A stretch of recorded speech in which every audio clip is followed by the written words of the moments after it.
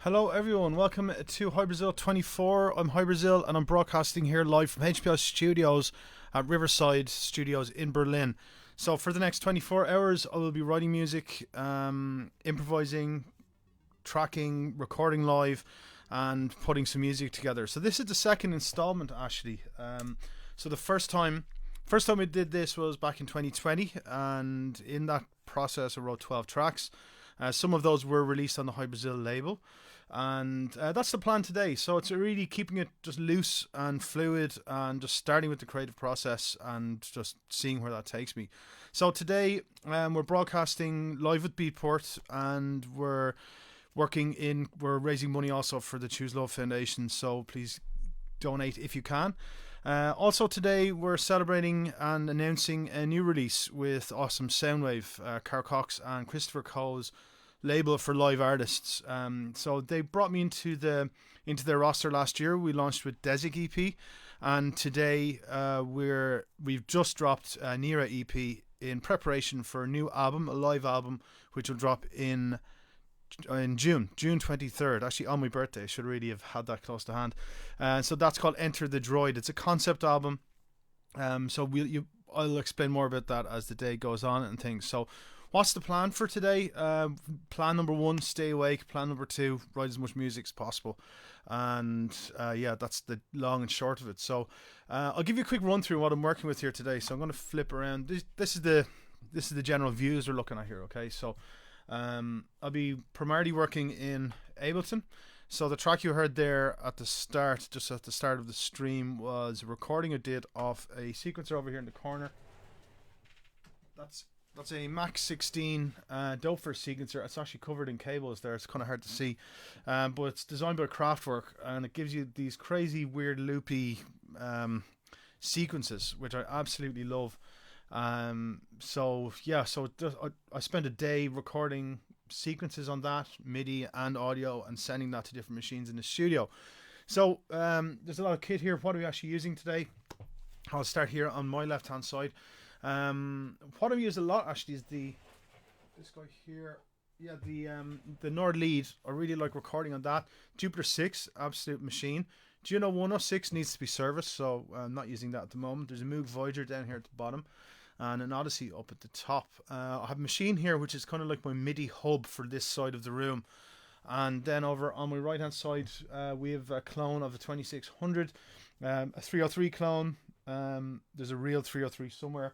We have a TR8S, which also I'm using as a MIDI hub for that side of the room. So basically everything on this side of the room is MIDI MIDI is running through the TR8S, and everything on this side of the room is the machine is looking after the MIDI there. So the TR8S basically acts like my MIDI hub in a way. I'm sending signal from that to the SH101, which you've MIDI CV converter for that. I have another 303 clone down there at the bottom, and obviously the Doper Max 16 3 analog sequencer, which gives those nice kind of weird loopy kind of. It's really nice for weird loopy trippy techno stuff, you know. So yeah, that's the main equipment I'm working with today. The speakers I'm using in the studio of Adam A8X, a pair of those. We have a Dynaudio. I think it's BM5 or BM5A. I think that's the model there. So that's the main one. And I'm sequencing from Ableton. So basically I guess I've gone through different phases of, you know, in how I approach writing music. I started on Reason and Ableton, moved over to Logic when I was studying sound engineering. So when I was working in Temple Lane Studio, I was recording bands and things. I was recording in Pro Tools and producing in Logic. And as I became, from I guess 2010 onwards, I started teaching more and more in Ableton. And as I was, you know, they always say if you want to learn something, teach it.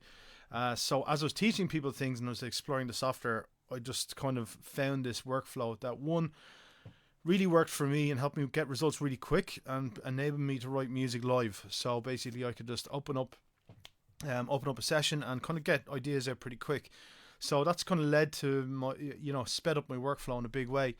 The other thing is I found it really useful to help other artists or other students to go from left to right in terms of if I want to get them from A to Z, as in if you're a beginner or intermediate, I can get you through the process of writing music. So basically I can teach nearly anybody to write music using Ableton and the kind of creative workflow capabilities that are in it. I've put a lot of that stuff up on my Elevator Program website, elevatorprogram.com, if you want to check out any of those advanced music production courses and crash courses for beginners. We're also doing a discount today for anyone who wants to do any of them courses. So just use Hybrasil24, all caps, and you'll get 24% off any course that you want. So let's have a look at like a typical Ableton session. So I'm going to start, I'm just going to start here quick.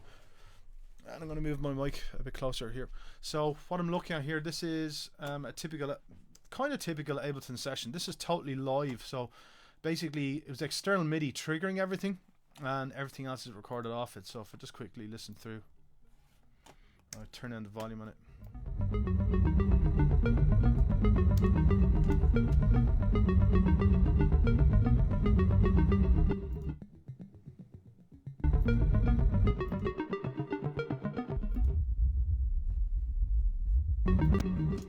So you can see I'm using one sequence, but I'm triggering like lots of different machines and recording them live. And yeah, I don't know, there's something about working with hardware that you just do things that you would normally do in the box. But I'll be working in the box, outside the box, basically any way I can to just keep the show moving, So I'm going to open up. Actually, I'm going to templates here. I'll create a Hybrasil24 template for today. Save. Yeah, okay, save that. Yeah, I've set up a Hybrasil24 template, and I guess I don't usually actually set templates up for myself, but I guess it's good to show you a good starting point for me. This is actually quite common plugins and stuff that I use in a session anyway, but I kind of have a process of going, through, load in the sample, load in the plugin, and doing it one by one. I find you kind of do things more slightly differently each time instead of using lots of templates. So I'm not a huge template fan, but for today I said, hey, it's going to be a long day. Let's kind of make this a bit more, manageable, So this is like a kick rack. I'm just using, and interestingly, like I use a lot of Ableton's in the box plugins. So I'm using a drum rack here. There are better samplers out there, I know that. I actually got the Tal sampler recently. This is someone in Riverside recommended this. So this is actually probably a better audio engine for launching and triggering samples. But what I like about the Ableton plugins is that, one, it's not a CPU intensive, okay, and two, it's just quick. I can get results quick, and that's a big part of the game for me. So live being a theme for today, and being part of Awesome Soundwave, which is a label for live artists. My album was written live. The EP that I'm releasing today is written live, and generally my whole like creative process is live. So it's just it's taken a while, but I figured out a system where, hey, I can just get some results and just kind of see where things go. That's what I like to do. Not everything's perfect, not everything's amazing, not everything gets released, and that's kind of what today's about as well. It's kind of lifting the curtain a bit and just diving into the creative process and stuff. So this is like I use a kick rack here, Ableton kick rack. There's an Ableton EQ. That's the Ableton saturator. There's also this plugin here from Softube called Saturation. The saturation knob. If you haven't got it, it's free. Definitely get it. I think it's amazing. It's really good for kick drums, bass, percussion. It's quite clean, but just adds something nice there as well. But this one as well. Like the saturator, Ableton saturator, for me, I use it all the time on everything, and if I was using a different software, I'd actually miss it, so that's my first go-to. So really I use the Ableton plugins first, and then I kind of add some tinsel on the top. So like for example, this is from Sound Toys. This is like the little radiator. It's like a analog preamp in a box. It's fantastic, you know. And there's a bigger version of it. I'll show you actually the plugins I'm dealing with or working with. So this is from this is from Sound Toys, and this is all the Sound Toys plugins I bought. So there's Little Radiator, which I think is just really quick, but getting like nice sounds. But there's also Radiator as well. So if I just drag that over here, and that's a bigger version of it. So you have a noisy, clean version. So these plugins are really good. They're like really nice analog preamps. So if you've got a synth, or if you're working with VST or whatever like that, and you want to get something that is, you just want to make it sound a bit more raw, whatever, that the Radiator is really good. Also, another one is the Capitator, which is a really famous one. But I use the Radiator literally all the time. I think it's brilliant. And then obviously at the end of all my channels I use like a Neve. This is from Waves, the NLS channel strip, and that's to give like, it's the non-linear summing channel strip, so it's to give the vibe of an analog console. So I trained in like I trained on analog consoles. I trained on a Neve and SSL at Temple Lane. So it was G series in the basement, and we had a Neve VR Legend, and I used to absolutely love those machines, you know. So what I really go for in terms of music production, what I'm doing is to try capture that analog sound. Hopefully one day I'll have a console of my own, like a Zale or Neve. That'd be really nice. But in the meantime, like everything I do is like analog emulation, or trying to recapture that kind of analog vibe. And that's why live is an important part of my creative process, performing and just jamming loops and stuff like that. That's really, really important part of what I'm doing, you know. But yeah, I think it's important to kind of have that improvisation in there, and it kind of takes away the kind of formulaic approach, you know. So I used to write, you know, if I look at a range page here in Logic, I'd go, okay, well, first 16 bars would be kick and bass, and this I'll bring in a hi-hat here and a, you know, a synth here and something else here, and I'd nearly know the layout of the track before I start. But then what started happening was this kind of trend, or you know, this I don't say consistency, but like it was like repetition in terms of how I was approaching the creative process and sequencing and composition process. The clip view here in Ableton is where I do all of my how to say composition. Okay, so I use this as a sketch pad. I treat this process like a needle drop in a record. So I still buy records. I'm still going to hardbacks and things. And what I like to do, you know, when I'm buying records, like anyone else, you put the record down, you needle drop a couple of times to see, obviously lightly, to see if you like the track or not. You don't sit and listen to every single track from start to finish. So track needs to be solid all the way through. So the way I approach it is I treat this like the needle drop. So I need to make sure my kick's there, my bass is there, synth is there, drums are there, there's groove there, there's some form of, you know, maybe modulation and automation, stuff like that. So I'll have parallel effects like reverbs, you know, this is like a dub delay from Echo Boy, that kind of thing. This is another one here. This is like a plate reverb. This is also from a lot of Sound Toys plugins on the go. So Waves and Sound Toys are my main plugins that I use. But I find it really important to get this section right, get a really, really strong loop, rock solid, just sounding good, and you know, treating that like the peak of the track. And then I kind of just sequence it out live, and I use controllers like these here, you know. So that's basically what I do. Just go from there, you know, and I try to keep it as, I guess, fluid as possible, and I try not to dwell too much. So when I'm in the writing process, I just write the track. I might do some edits, but don't get too bogged down in, I need to chop a bar here or whatever. I'll kind of leave it as is, and then leave another day for editing and reviewing and doing final mix and stuff like that, you know. So probably what you'll notice, you notice over time, as you're working with music, your ears get tired as well. You know, today won't be any different, obviously, because I'll be doing it for 24 hours. But you know, it's important to take breaks if you can. Like if you're wearing headphones, take a break every 40 minutes. It's good for hearing health and stuff. And yeah, like do things in stages. So today is going to be a creative day, you know, composition day. jamming, writing ideas. But then, you know, another day I'll go back and I go through everything and go, did the music sound as good as I thought it did at the time? Usually, you know, I've been doing this a good while, so usually I have a fairly good read of where I need to be, you know what I mean, or where the track needs to be. But what I say is, look, you'll spend time writing music, but not everything will be perfect. But pick the best stuff. You know, if you write 10 tracks and you get 4 good ones, you know, that's really good. The other tracks could be like things you use in live sets or stuff like that, you know. Or what I often find is I'll pick the best stuff from a batch. The tracks I don't use, I leave in a folder.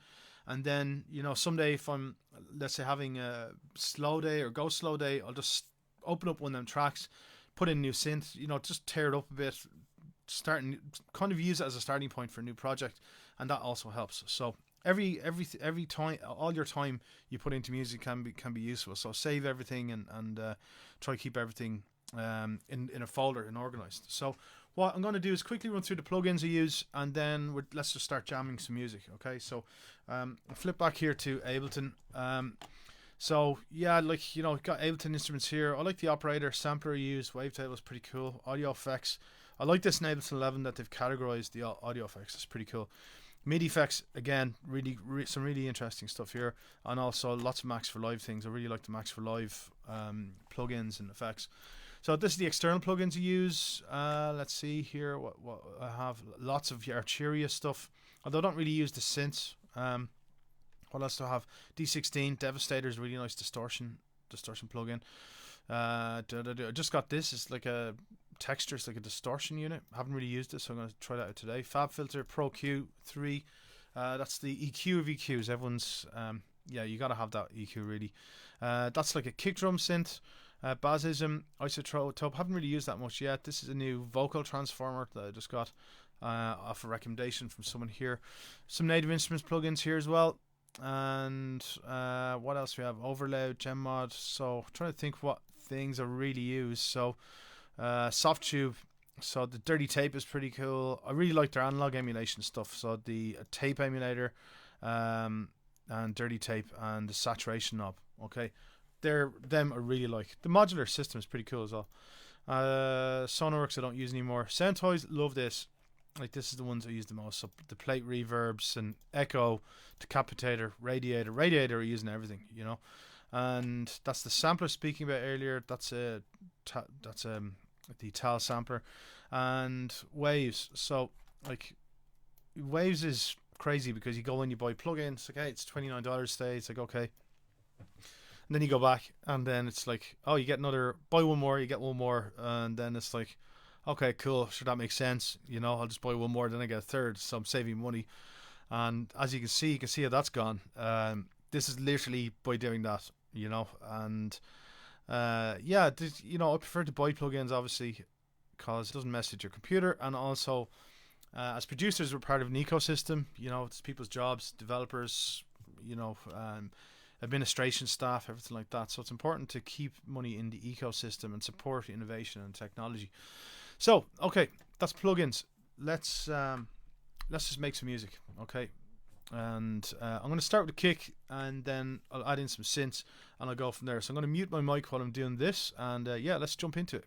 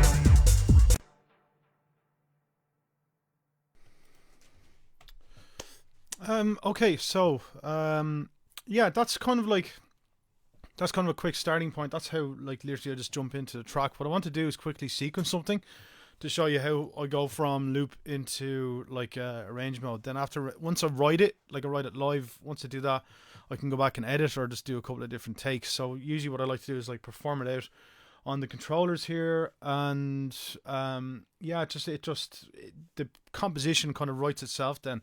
And then also sometimes I'll go, okay, well this track's really missing something, you know, I need to go back. So yeah, I want to do a quick sequence before we exit the Facebook cross post. So I'm going to quickly put something together now using these controllers. So I'm going to do it all live. So let's just see how it goes.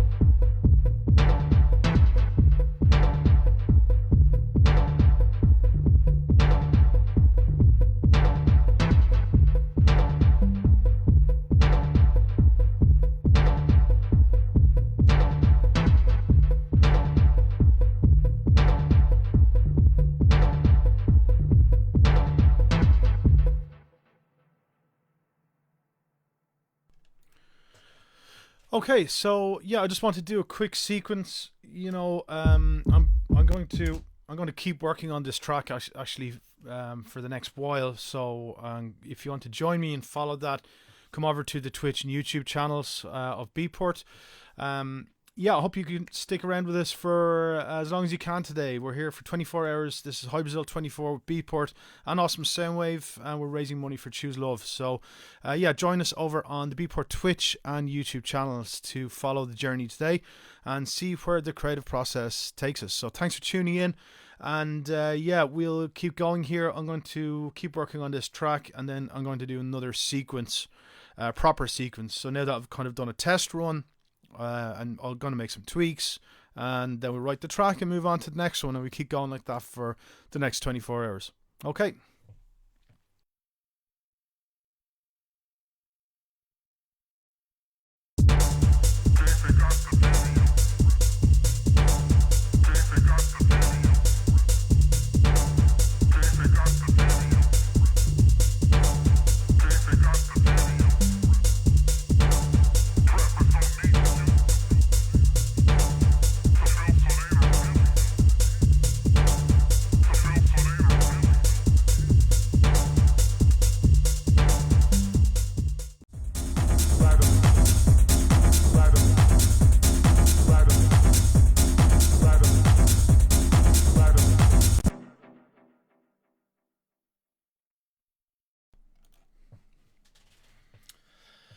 Okay, welcome everyone. If you're just joining us, this is Hybrasil24 in collaboration with Beatport and Awesome Soundwave. We're raising money for the Choose Love Foundation.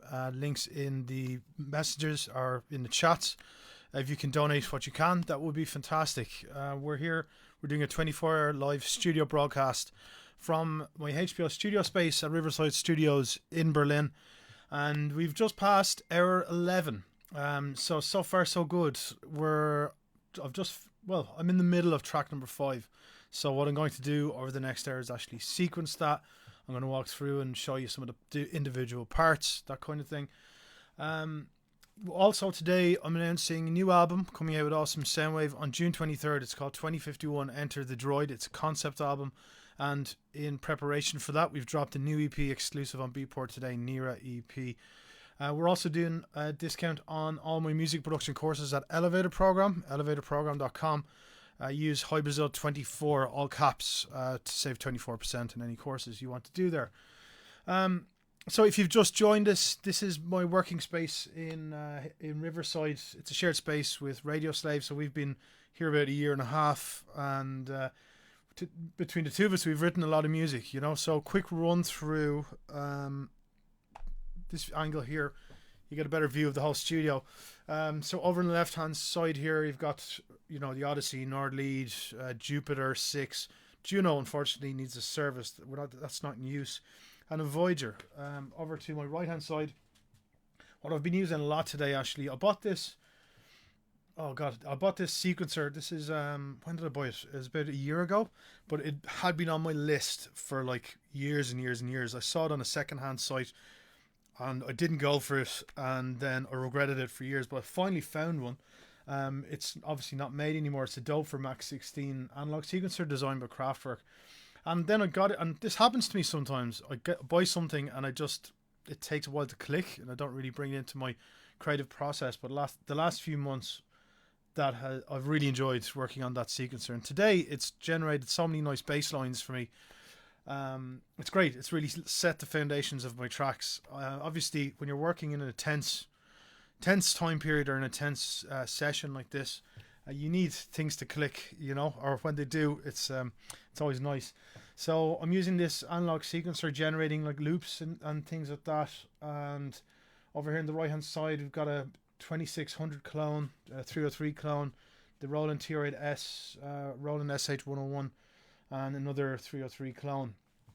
And over here, this is like mission control here. This is my APC 40 controllers. So basically, in the spirit of today, and actually today is an insight into how I actually work. I write music live. I spend time in the loop developing the concept, and then I sequence it live. So anyone who's been following us today for the past 11 hours will have gotten a good insight into how I actually work. That is, I get the idea down as quick as I can, but get the idea first. The main thing is you have the idea, the hook you want. You need the kick where you need the kick to be solid bass, nice hats, good drums, all that stuff, and really nice hooks or something that's going to capture people in. So I compare that to a needle drop. When you go buy a record, you drop down a needle. You know, when you're digging for records, you only listen to a couple of seconds of the track. So for me, anytime you drop a needle down on one of my records, I want people to hear solid elements. You know what I mean? So they go, okay, I'll listen to that a bit longer, and hopefully buy the record. So that's my flow. You know, I get the idea down first. I'm going to show you quickly. This is kind of how we've been working today, and this is actually how I work. I get different ideas like kick, tom, hats, claps, you know, standard drums, ride cymbals, you know, this is actually kind of some vocal thing I'm working with. Some other elements as well, like stabs, that kind of thing. This is another stab as well. I'll label that properly. And that's, I get the idea first, so we'll have a quick listen.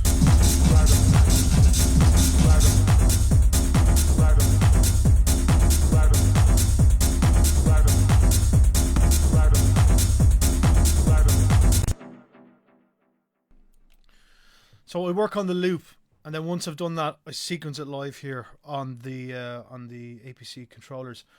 And that's it. That's what we've been doing. So we're into hour 11 already, nearly at the halfway point, and we're broadcasting across Facebook as well at the moment. So, and we're going to do a Q&A at 9 p.m. in just under 1 hour. So if you have any questions, drop them into the chats, especially on Twitch.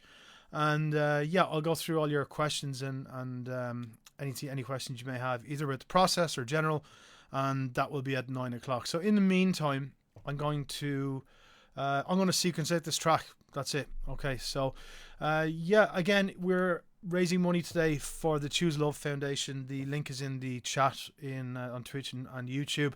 So if you can donate, that would be great if you're in a position to. This is Hybrasil24 in collaboration with Beatport.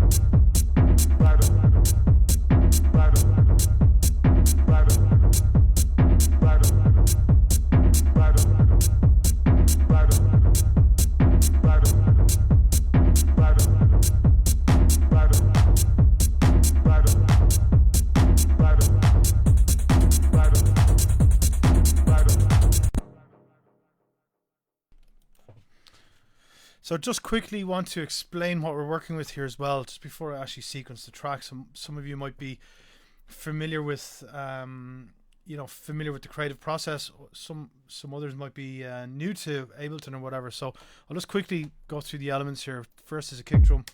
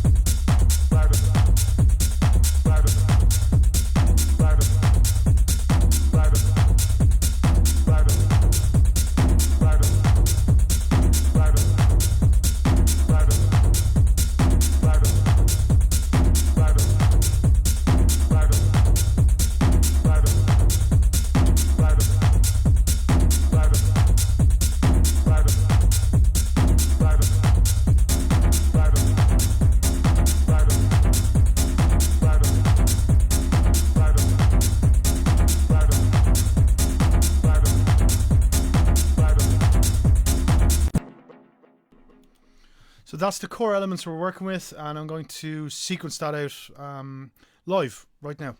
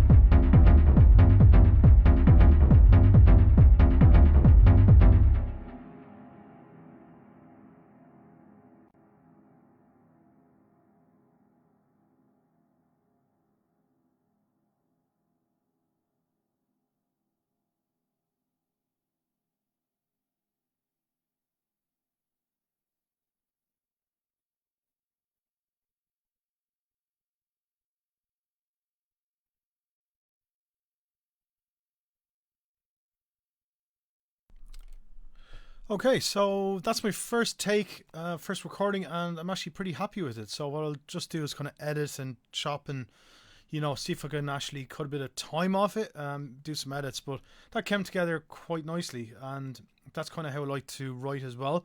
Do it in a live way, some improvisation, and then you can always do the edits after. So yeah, let's have a listen through and see if we can tighten this up a small bit.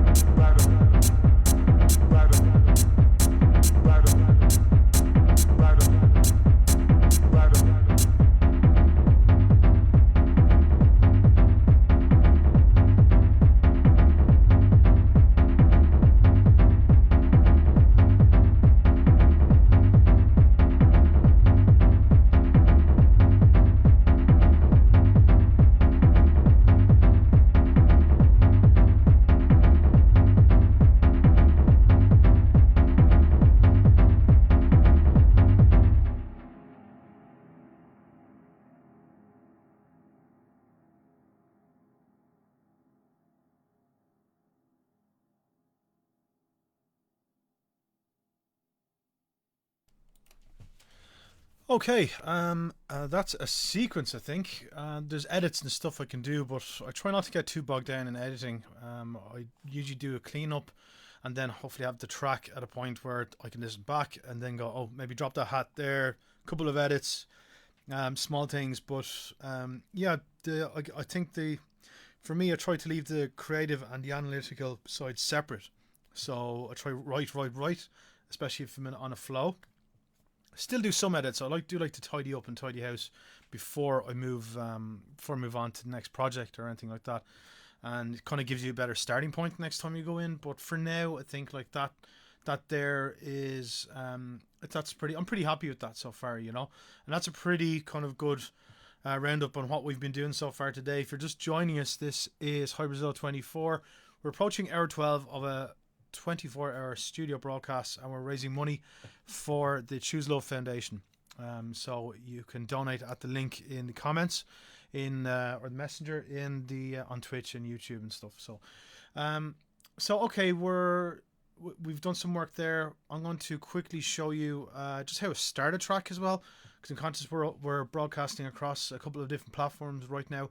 So that's like I'm pretty happy with that sequence, so I'm just going to move on and start working on a new idea. So I'm just going to show you what my starting point is, and you can watch as I kind of build it up. Okay, so start with the kick, get the bass and synth lines in there, and then build all the rest of the percussion around it. That's usually how I approach things. So let's see what we come up with.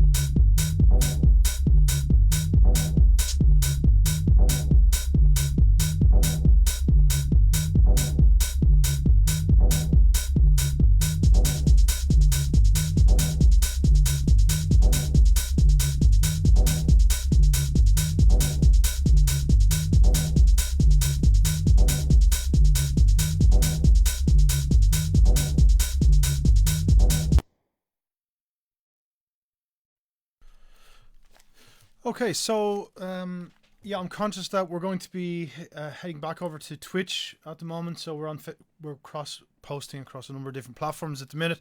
So if you want to follow us further, check out Beatport Twitch or YouTube channels.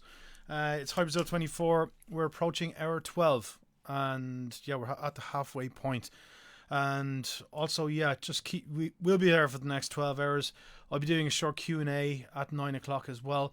And yeah, sure, hopefully you can join us for the rest of the journey. You saw a quick sequence there.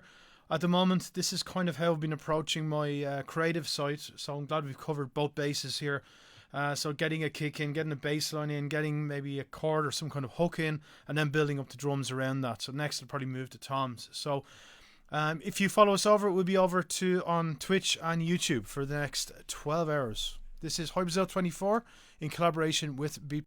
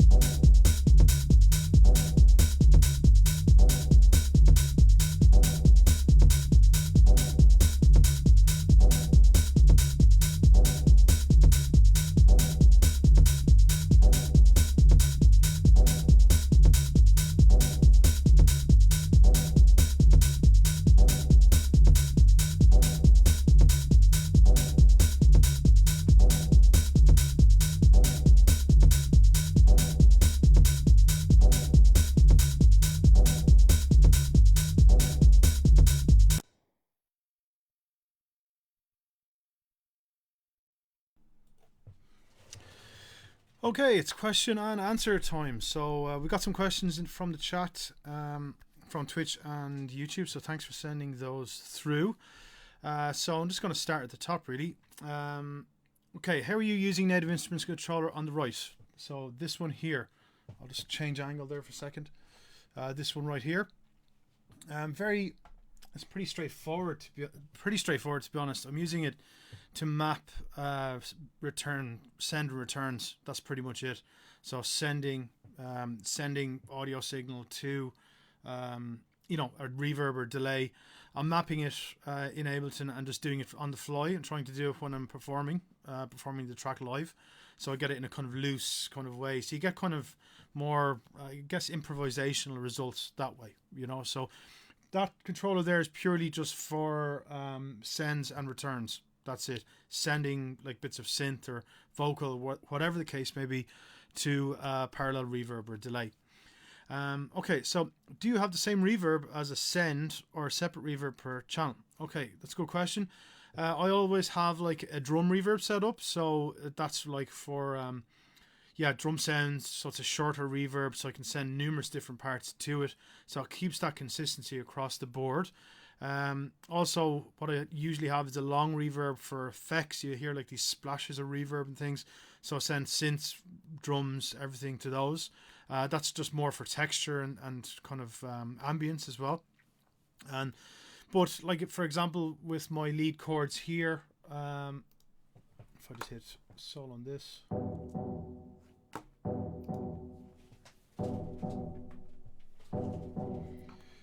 that has a reverb on it, because the reason being that I want it's the lead chord, but I want to create that kind of dubby reverb kind of vibe, so I'm putting the reverb directly on it. So in that case I'm using the reverb as a sound design tool. But usually I'd have like a drum reverb, like a tight short reverb that I send numerous things to, and a longer reverb. Sometimes what I can do as well is I have a really short tight reverb directly onto parts. So I'll just show you quickly here. So if I go to my hi-hat, I have a small reverb here. You see the mix is at 15% and the decay time's super short. That's because I want to just create a small bit of ambience on that part. But it's much of muchness. Usually I use a parallel drum reverb, so I send numerous things to that one. So really in any track you want a short reverb and a long reverb in that. But you can use reverb directly onto parts if you wish, especially for sound design. So for example, that lead chord, I want to have big room kind of presence. So I'm using reverb as a sound design tool and a plate reverb from Sound Toys. Okay, what was the most difficult thing the last time you streamed this long? Okay, good question.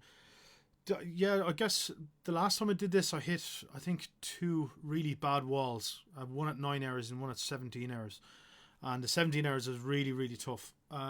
So I guess that was it, really, And I guess because it was the first time, I didn't sleep as well leading up to the nights beforehand. So that didn't help me at all. So the last time I felt a lot more tired. This time I know what food to bring.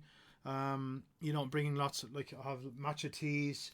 I've got ginseng, that kind of stuff. So juices, all this kind of good stuff to keep me kind of healthy, clean, and on track. So it's like anything. Just the more you do something, the more prepared you are, and it feels a bit smoother this time. Even the music, I think, has a bit more to it than the last time I did it. So I'm enjoying the actual creative process more this time as well. I'm kind of liking the grooves and vibes I'm getting at the moment. And I didn't have like, I'm going to make this specific thing today. I really started today with a blank canvas.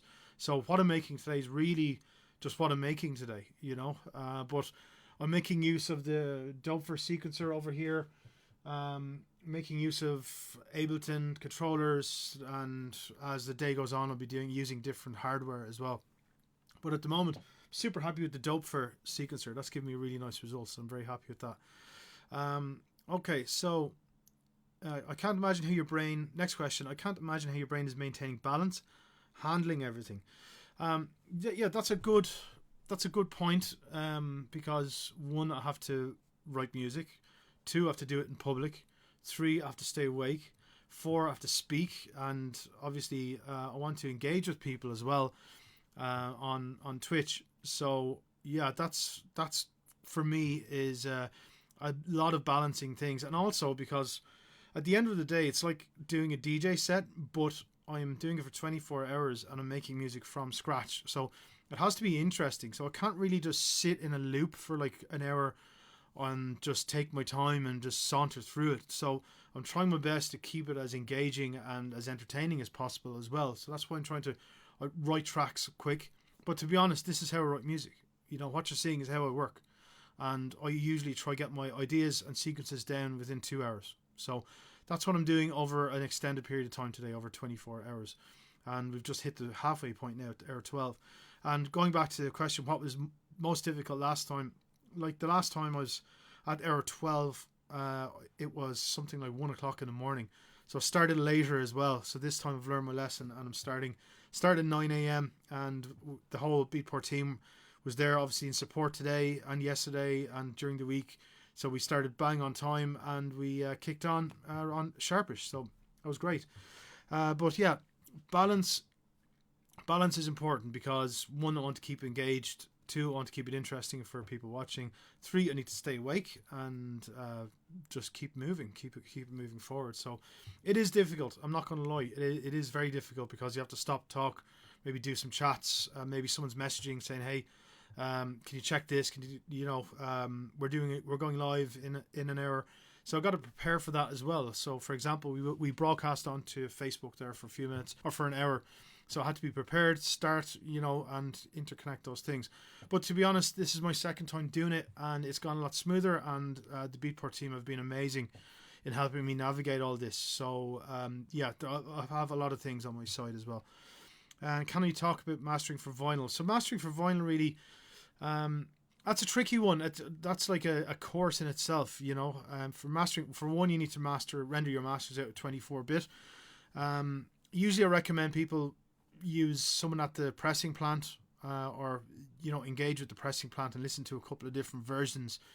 So mastering for vinyl is a specific thing in itself because, again, if pressing onto vinyl affects the low and high mids and things like that, so you need to kind of counterbalance for that.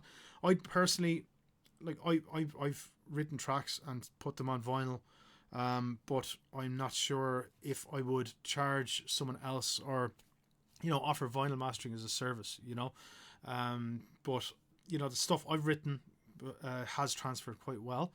But again, mastering for vinyl is a whole different topic, so a mastering engineer really should be specializing in that, and usually the pressing plant will have an in-house person that will take a 24-bit master, run it through and say, hey, look, the mids are a bit kind of lacking here, and sometimes they can adjust it on their side as well.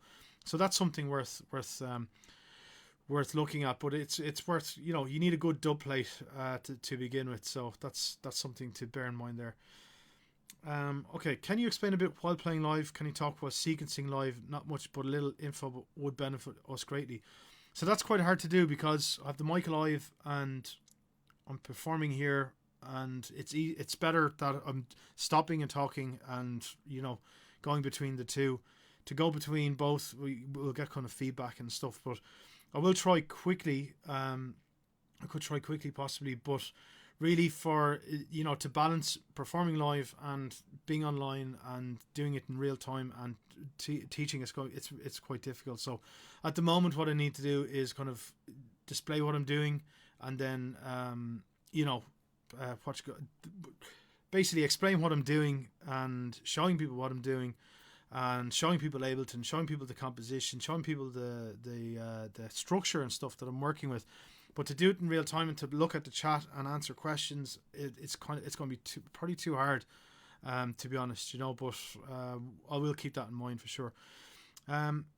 Maybe also talk about Elevator Program. So Elevator Program is my online platform for learning music production. It's Ableton based. I built it up over the last 3-4 years, really. So we've welcomed 3,500 people onto the platform so far, and yeah, it's growing, and we've a growing user base at the moment.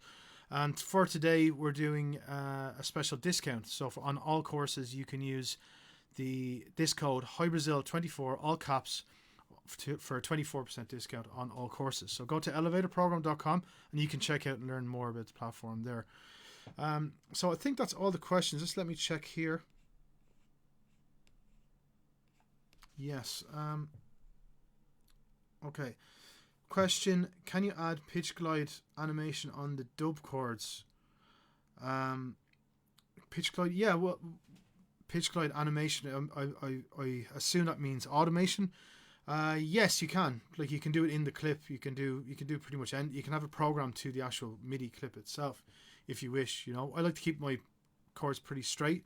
But yeah, it's possible. You can just automate it within the clip itself. And final question: how do you sync all this hardware and keep productive? Another good question. So to keep everything synced, you know, you got to keep an eye on it. For example, I'm using an external sequencer over here, which is quite good, but it is slightly off. You know, basically, once you go out of the box, there is always going to be some degree of latency. So what I've found useful for that is reducing the buffer size if your computer can handle it when you're recording. That's quite good. But usually you just got to keep an eye on it. You can also buy an external sync box which will keep Ableton and your external boxes all in sync together in a better way. So that's probably the best way to do it. But really, to be honest, I try not to get bogged down in if something isn't working, isn't clicking. Some days you have studio gremlins and things just don't work. You know, you just got to roll with it, you know, and just sometimes if something isn't working that day, I'll spend a bit of time getting it to work, but I won't get bogged down in it. I'll just move on to the next thing. The most important thing, and what you'll see today from what we're doing here, is just pushing forward, sequencing live, being spontaneous, not bogging down in the small details too much. Obviously doing some editing and clean up after each sequence and record. But just keep it live, keep it moving forward. So everything I'm performing and recording today is live. I'm producing everything from scratch.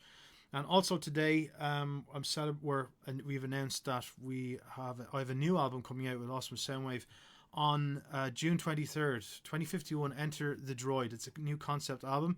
And today I've just dropped a new EP on Awesome Soundwave called Nira EP. It's exclusive on Beatport at the moment, so you can check out my Beatport profile for more information on that. So that's like all the questions I have so far. I'm going to jump into it. We're heading into we're into the second half now at the moment. So yeah, as the hours go on, I'll be on chats and stuff, but probably depending on how my voice holds up. The last time I did it, my voice actually started going at around this time, but I'm actually doing better this time around. But I will try keep chatting and explaining what I'm doing as best I can.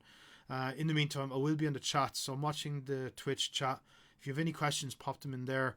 And yeah, we're raising money for the Choose Love Foundation as well, an amazing humanitarian charity. So if you can donate anything at all, we'd be very grateful. The link is in the chat. So this is Hybrasil24 with Beatport. We're live for another 12 hours.